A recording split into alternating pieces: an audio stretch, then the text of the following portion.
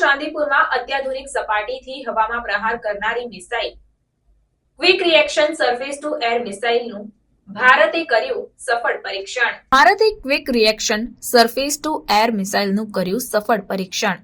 ભારતે ગુરુવારના રોજ બાલાસોરના ચાંદીપુરમાં અત્યાધુનિક સપાટીથી હવામાં પ્રહાર કરનારી missile quick reaction surface to air મિસાઇલનું સફળતાપૂર્વક પરીક્ષણ કર્યું છે.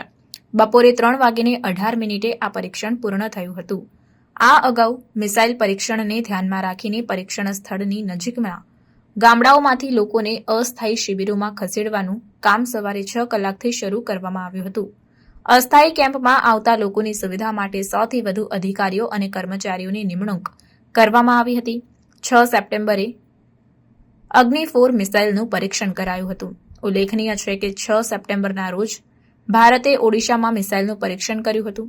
આ મિસાઇલનું નામ અગ્નિ-4 રાખવામાં આવ્યું છે. સંરક્ષણ સંશોધન અને વિકાસ સંગઠને વરિષ્ઠ અધિકારીઓની હાજરીમાં આ પરીક્ષણ કર્યું હતું.